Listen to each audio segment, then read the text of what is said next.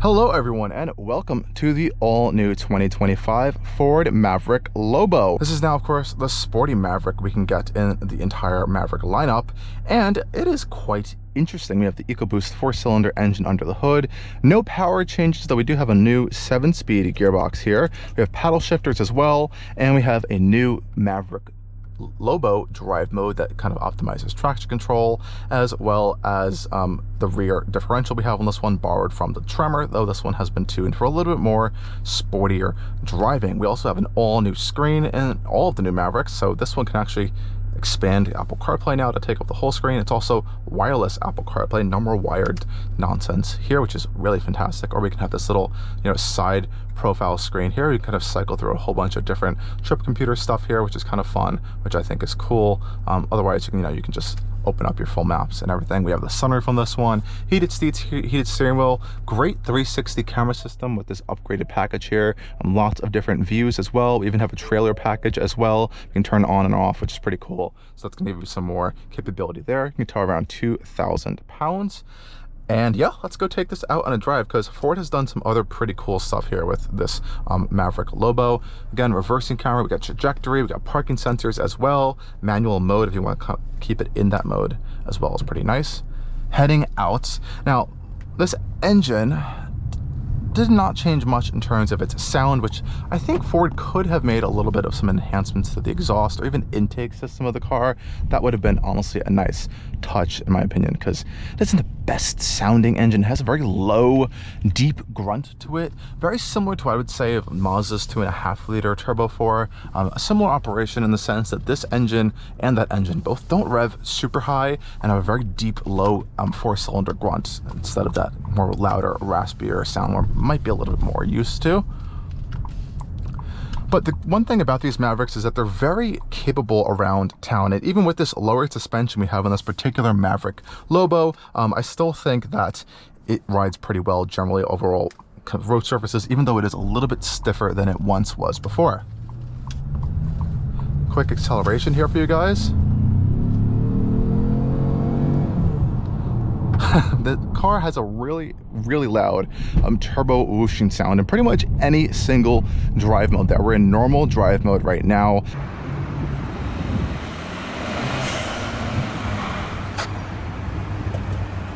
So accelerator takes a little bit to kind of get into the boost. Once you get into boost around 3,000 RPM, it kind of just sticks around there unless you're really on it and rev it out. It's really cool. Pop it over into sport mode. Things do change a little bit in sport mode. You have a little bit of some throttle mapping. It stays in the lower gears with a 7-speed sport transmission there. It kind of downshifts more aggressively for you. And the paddle shifters, shockingly, are pretty responsive on upshifts, not so much on downshifts. This isn't, a very dynamic vehicle in that sense in a lot of scenarios, but it has a little bit more fun, obviously, with still keeping all of the storage space capability of the Maverick with these really big door pockets over here. And this one also is getting that Bang & Olufsen audio system. So here in sport mode, you can kind of hear those shifts are a little bit more aggressive, a little bit quicker, faster throttle response. I think it's really nice. Lobo mode is a little wild in all honesty. You have a really cool little graphic there. They say track use only. That's really if you're on it a lot, and honestly for the road it's a little aggressive, as we'll see in just a second. Really high revs.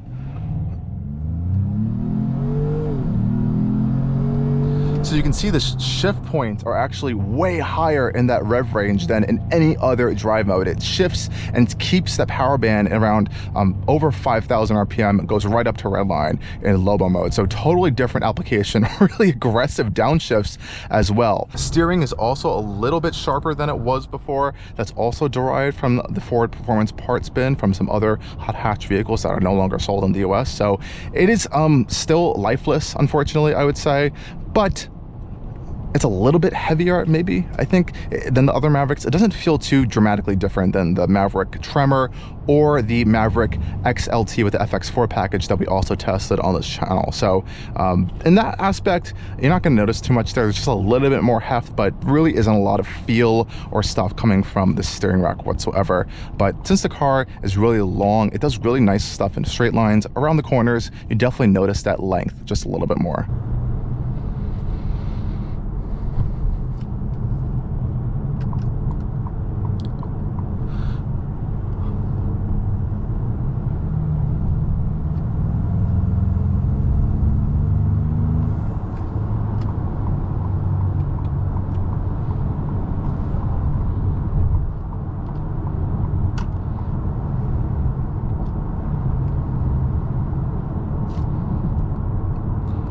Now going out here onto the highway, everyone, will pop it into the Lobo mode just for a second to get a quick acceleration so you guys can see how aggressive this is in Lobo mode. You can see those upshifts there, aggressive downshifts in the Lobo mode for sure.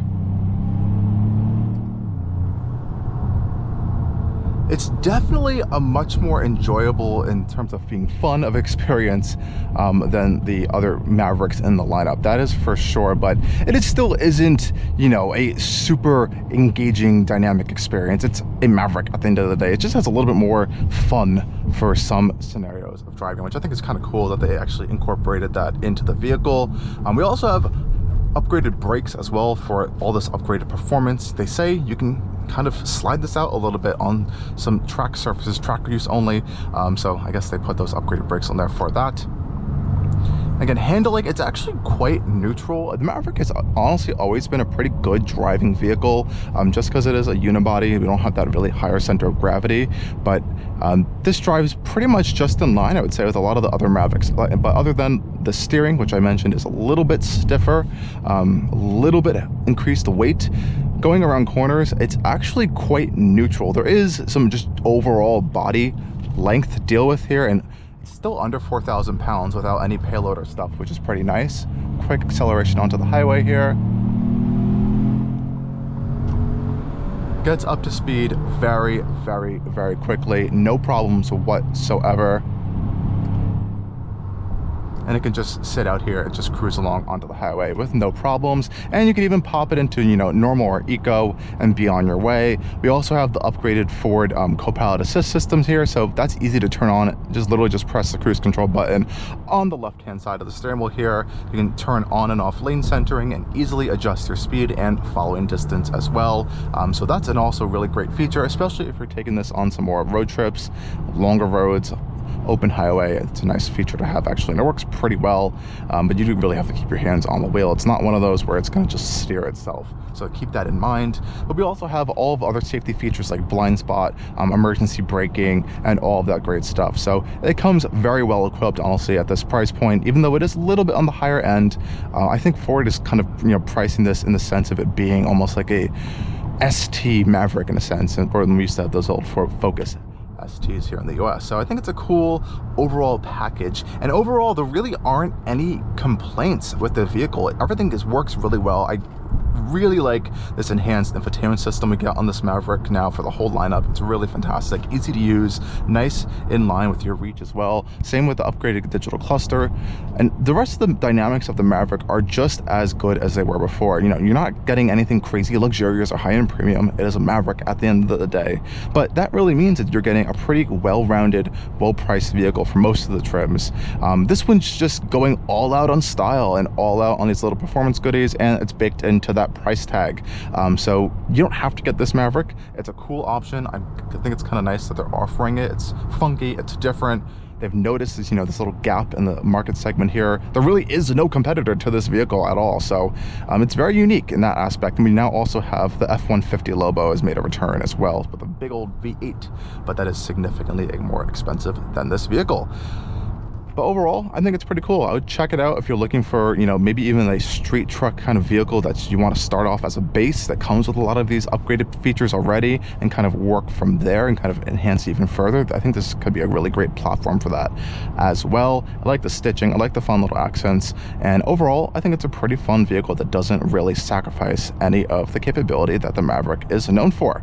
As always, thank you guys for joining us on yet another tour and review and drive of an all-new vehicle here at Allcarnews, and stay tuned for more coming soon. Cheers.